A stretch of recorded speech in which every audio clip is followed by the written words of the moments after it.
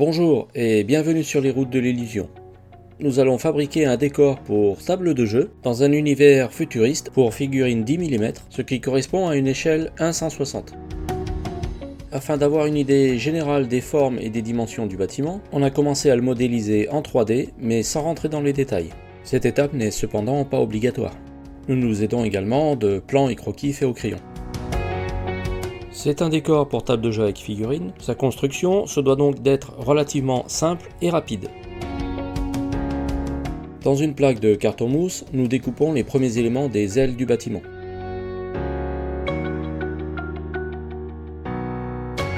Ce décor sera constitué essentiellement de carton mousse et de carton épais. À la colle blanche, nous en collons les plaques de carton épais et de carton mousse.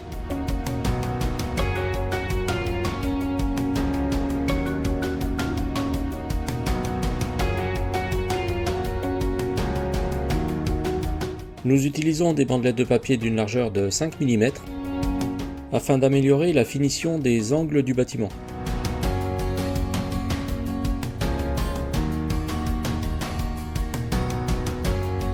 Les deux éléments à chaque extrémité du bâtiment sont terminés. Nous allons maintenant nous attaquer aux façades centrales du rez-de-chaussée du bâtiment. Nous découpons les formes et leurs ouvertures dans du carton épais.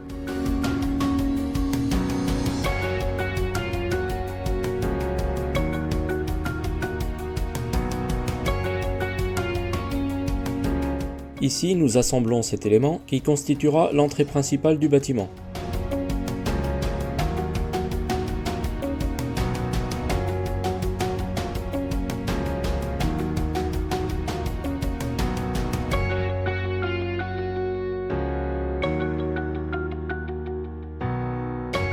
Ici, nous collons sur les ailes du bâtiment deux cales en carton mousse qui nous serviront à relier les deux ailes du bâtiment par la façade centrale du rez-de-chaussée.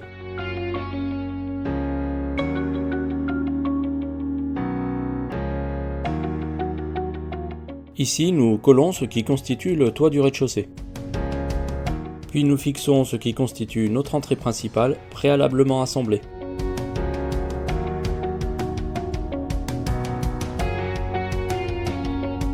Nous complétons la façade toujours avec du carton épais.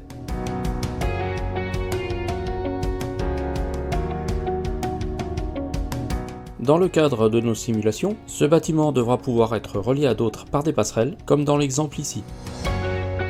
Des supports de passerelles devront donc être installés à une hauteur standard.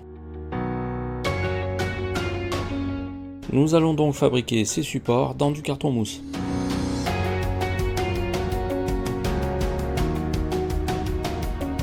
Ces bandelettes de papier d'une largeur de 5 mm nous serviront à recouvrir la tranche du carton mousse.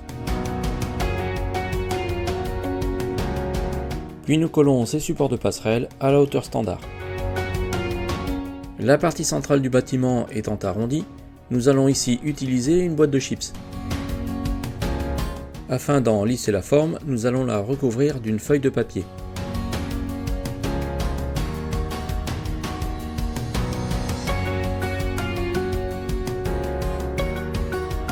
Nous allons en profiter pour tracer sur cette feuille l'emplacement des ouvertures.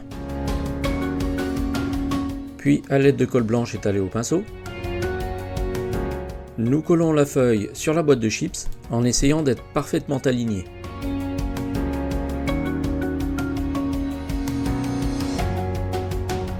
Nous nous servons de la limite de la feuille pour terminer la découpe de la boîte de chips, puis nous effectuons la découpe des ouvertures aux endroits prévus. Puis nous rajoutons cet élément arrondi à notre bâtiment.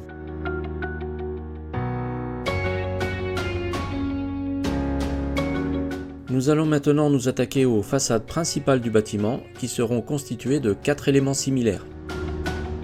Nous traçons ainsi les formes et les ouvertures des façades que nous découpons.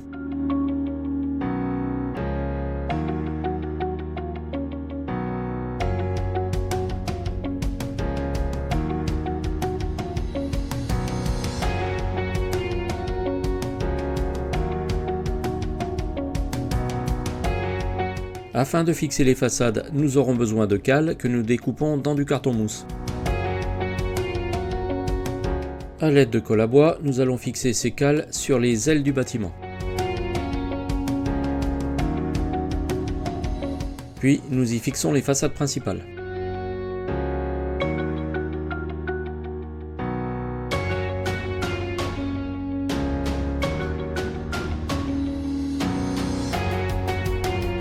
Les deux faces principales du bâtiment ne sont pas identiques et celle-ci devra être recouverte d'un élément de construction. Nous découpons celui-ci dans du carton épais.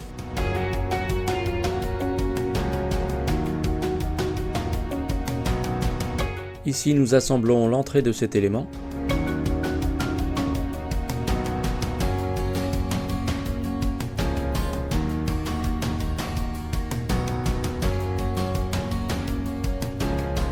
Nous collons cet élément de construction à notre façade. Notre bâtiment ne ressemble plus tout à fait à notre modèle d'origine. Il se complexifie légèrement, l'inspiration venant au fil de la construction. Afin d'accentuer le style futuriste à peu de frais, ici et là nous rajoutons quelques éléments de carton.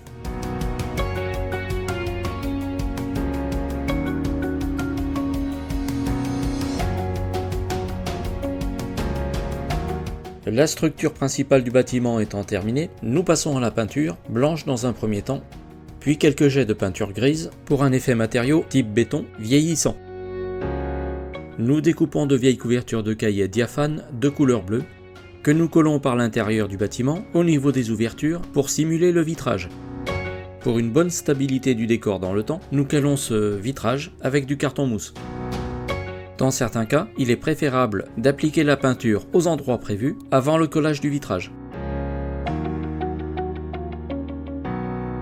Le collage du vitrage se fait à la superglue.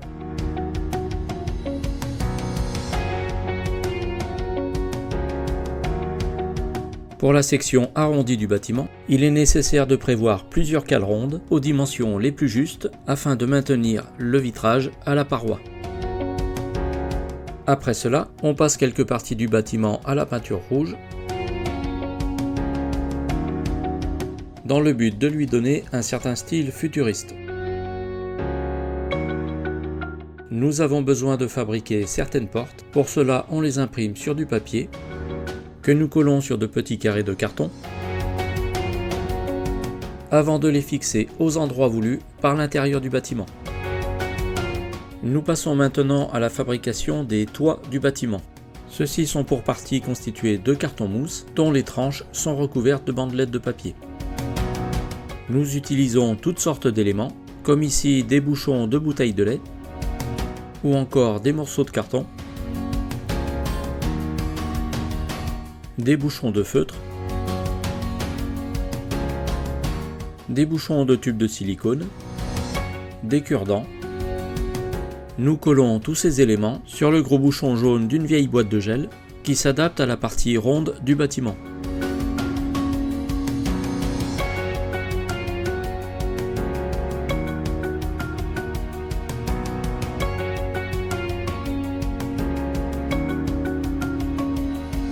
Après avoir peint les divers éléments de toit, nous les fixons aux endroits prévus.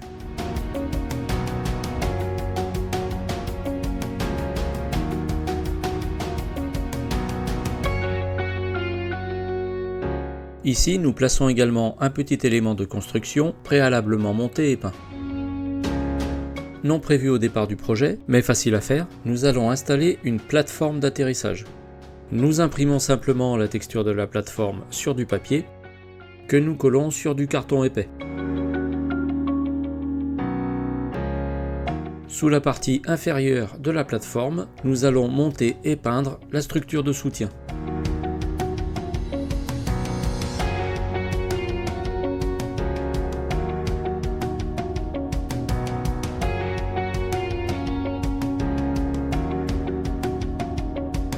Enfin, nous collons la plateforme à l'endroit prévu.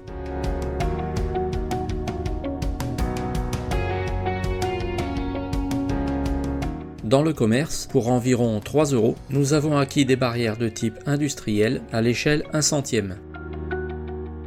Celles-ci se coupent facilement et se collent à la superglue.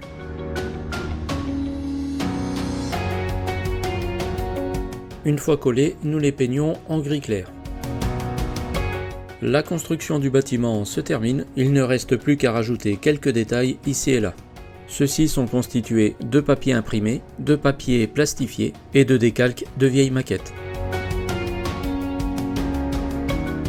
Très rapidement, cette construction n'étant qu'un décor pour table de jeu, nous avons entrepris de vieillir le bâtiment en appliquant un peu de lavis, en faisant des brossages et quelques coulées de peinture. Cette fois, notre décor est terminé. Celui-ci servant à agrémenter une table de jeu, sa construction se devait d'être simple et rapide. Celui-ci fut plus complexe que prévu initialement, toutefois, sa construction ne nous prit pas plus d'une douzaine d'heures. Nous vous laissons profiter de cette galerie d'images et à très bientôt sur les routes de l'illusion.